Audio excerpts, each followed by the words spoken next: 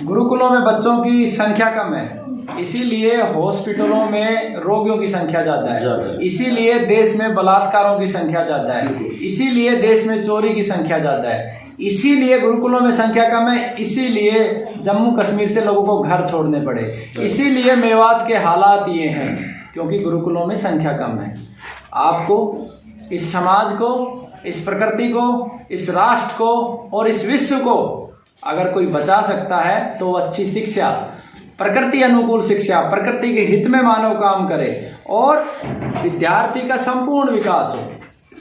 तो आपके चैनल के माध्यम से मैं आप सभी माता पिताओं को बताना भी चाहता हूं कि आप बच्चों को शिक्षा सिर्फ इस हेतु दे रहे हैं कि वो पैसे कमाएं। सिर्फ इंजीनियर डॉक्टर नहीं, इंजीनियर डॉक्टर छोटी बात है, सिर्फ इसलिए माता पिता स्कूलों में बच्चों को भेज रहे हैं कि वो पैसे कमाएं। मैं कहता हूं कि मेरा एक जो 6 साल का बच्चा है, 6 साल से 14 साल के बच्चे हैं, जितना बच्चा आपका 15 साल पढ़ने के बाद कमाएगा, अगर हम पैसे की तरफ देखना शुरू कर दें, आज पैसे की तरफ देखना शुरू कर दें, हम देखते नहीं है, आज देखना शुरू कर दें, तो मेरा प्रत्येक बच्चा एक MBBS डॉक्टर के समान कमा सकता है। आपके सामने रोगी हैं, हम 3,000 रुपये, 4,000, 5,000 रुपये, 10,000 में मतलब एक कैंसर की चिकित्सा पूरी अगर मान के चलूँ तो मैं 60-70 हज़ार रुपये में हो जाती है, जिसमें 60,000 रुपये हमारी इनपुट कॉस्ट होती है, 10,000 रुपये हम इसलिए लेते हैं कि इस पूरी व्यवस्था को चला पाएं।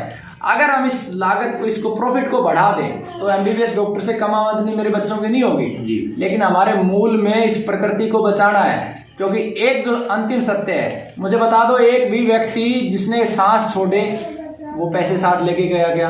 एक भी व्यक्ति इस धरती पे दिखा दो जो ये कहते हैं मेरे पास 100 एकड़ जमीन है, 200 एकड़ जमीन है, क्या मेरा दादा लेके गया क्या? मेरा परदादा लेके गया क्या? जो मिलना है वो कर्मों का फल है। जो भाई राजीव दीक्षित जी को आज हम 10 साल उनकी हत्या को हो गए हैं, 10 साल के बाद भी हम उन्हें याद करते हैं। भगत सिंह को कितने साल हो गए, आज भी वो 23 साल का है, याद करते हैं। चंद्रशेखर आजाद को याद करते हैं, नेताजी सुभाष चंद्र बोस को याद करते हैं, महाराणा प्रताप को याद करते हैं। क्यों याद करते थे? उन्होंने अपनी जमीनें नहीं बढ़ाई, उन्होंने पैसा नहीं बढ़ाया, उन्होंने कर्म किए। तो क्या कहोगे माताओं, पिताजियों को, अभिभावकों को, बच्चों के लिए गुरुकुल के क्या? जो माता पिता कागज के टुकड़े पे विश्वास नहीं रखते हैं, सिर्फ ज्ञान पे विश्वास रखते हैं, प्रकृति, समाज और राष्ट्र का कल्याण चाहते हैं, वो अपने बच्चों को गुरुकुल भेजें।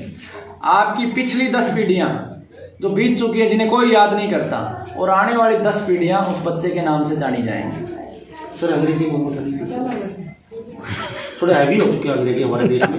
जो कोठियों में बैठे हैं, जो बड़े लोग, वो फिर कुछ एक्चुअली अंग्रेजी जब हम बोलते हैं ना तो हमारी आत्मा रोती है, क्योंकि दुनिया की सबसे घटिया भाषा है।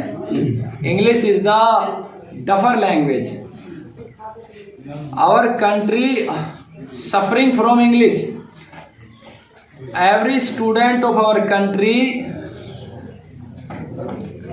every time wasting his time due to English language. Development of countries also, English language is biggest barrier, because if you think about Japan, the development of Japan due to his mother language, not due to English. Development of China due to his mother language, not on English. English is the barrier in development. So we need to stop the reading of English. English is the world most tougher language. जी कमलनाथ जी, काफ़ी बातचीत हो चुकी जी, patient से बातचीत कर लेते चलते चलते। आपके जी 2 पेशेंट मेरे साथ बने हुए हैं जी, तो हमारे बातचीत करवा दीजिए। हमारे साथ लामा जी, एक और बात मैं आपको बताना चाहता हूँ जी। आप बहुत सारी जगह जाते होंगे, बहुत सारे मैं हॉस्पिटलों के इस तरीके की वीडियोस देखता हूँ। हॉस्पिटलों में 15 दिन में इम्प्रूवमेंट आ गया जी, ये बना दो जी, और 2 महीने का होगा, बना दो। मैं अधिकतम जितने भी आप वीडियो देखोगे कि रोगी जब बिल्कुल ठीक हो जाता है तब मैं उसे पब्लिक में लेके आता हूँ। क्यों लेके आता हूँ? लाने का भी सिर्फ उद्देश्य ये है कि मुझे पता है कि मैं सब रोगियों को नहीं बचा सकता। मैं खुद कह रहा हूँ, मेरे पास जितने रोगी आते हैं मैं सभी को नहीं बचा पाता हूँ, और ये मेरी पीड़ा है। और बचाने का एक ही माध्यम हो सकता है, और वो माध्यम क्या है? कि ये समाज गौ माता को घर में ले आए, तुलसी के पौधे को घर में ले आए। ये मूर्खतावश जो केक काट रहे हैं, मोमबत्तियां बुझा रहे हैं, अंग्रेजों का ये जो ट्रेंड हमारे दिमाग में चल गया, इसके स्थान पे बड़ पीपल के पेड़ लगाए। इसलिए और इसीलिए मैं दिखाता हूँ कि ताकत क्या है। मेरे पास एक बहुत अच्छा पुत्र श्रवण कुमार के रूप में है। इनके पिता को कैंसर थी। आज के समय में ऐसे पुत्र होना भी बहुत जरूरी है जी। इनके पिता का कैंसर लगभग 1 माह पहले ठीक हो चुका था। रिपोर्ट्स मेरे पास हैं, लेकिन उन्होंने कहा कि इनको पता भी है, अध्ययन भी खूब करते हैं कि ये बीमारी बार बार होती है, आप दवा छोड़ देंगे तो पिता लापरवाह हो जाएंगे। आप कुछ ऐसी दवा जारी रखें जिससे ये एक्टिव रहें, सुबह 4:30 बजे उठना रहो। बाकी 1 माह पहले ठीक हो चुके हैं। और आपके चैनल के माध्यम से मैं पुरानी रिपोर्ट है, नई इनके मोबाइल में दिखा दूंगा। ये रिपोर्ट है, देखिए जिस अंग में कैंसर है, मापदंड मैं आपको बताता हूँ, जिस अंग में कैंसर है उसकी सारी समस्याएं समाप्त हो जाती हैं।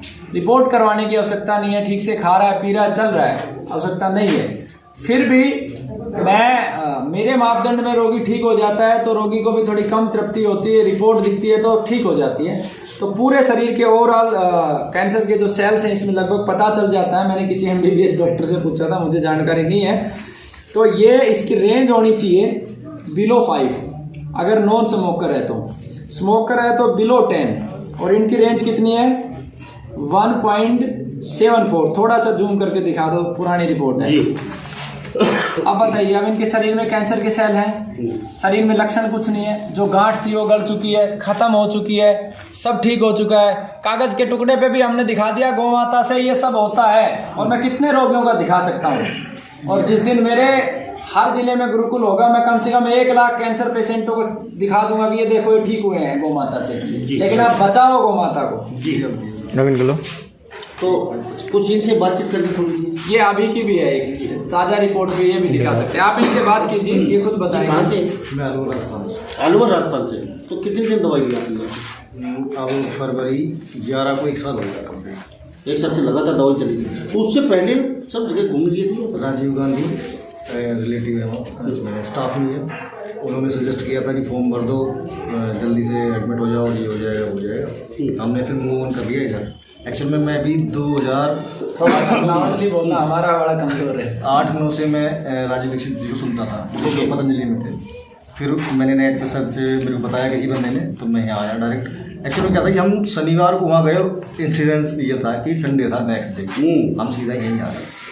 गुरुजी से पहली बार कॉन्टेक्ट किया, हमने ली थी 16 दिन दवाई। 1 दिन लेट भी हो गए थे। और 16 दिन में जो पैचेस थे वो ऑलमोस्ट ख़त्म हो गए थे। ओके। पेशेंट को भी बिलीव हो गया, हमें तो था ही। उसके बाद में हमने कंटिन्यूटी रखी, एक भी दिन दवाई मिस नहीं की। इन्होंने जो पर्चे में जो लिख रखी हैं प्रिकॉशंस हैं और जो भी वे ऑफ मेथड है जो इनका दवाई का, हमने वो सारा फॉलो किया। हार्डली 5.5 महीने में अच्छा रिजल्ट हमने गेन कर लिया था। अब कंडीशन ये है कि हम बंद नहीं करना चाह रहे, क्योंकि डेली जो रोटीन वैसे स्वस्थ है, बिल्कुल बिल्कुल एकदम स्वस्थ है। रिपोर्ट भी आज की स्वस्थ है। हाँ स्वस्थ, ये दोनों रिपोर्टें हैं। गांठ है जी, लेकिन दिनचर्या बनी रही आप, इसीलिए हम वो भी बस जो मेन है गव्य है, गौमूत्र वगैरह, अभी केवल हम ताकत की उनका दवा बेस जी चालू रखना चाह रहे हैं। थैंक यू कमल जी। जी अभी इनको ताकत की दवा दे रखी है और साथ में गौमूत्र। गौमूत्र का एक ही लाभ नहीं है, अनेकों लाभ है। व्यक्ति सात्विक हो जाता है। जिन माता पिता के जो बच्चे हैं ना, वो माता पिता की बात नहीं मानते हैं, उनको मैं एक ही बात कहना चाहता हूँ, आप एक बार गौ माता का दूध, गौमूत्र और गाय को घर पे लेके आइए, फिर देखिए आपके घर का वातावरण क्या बन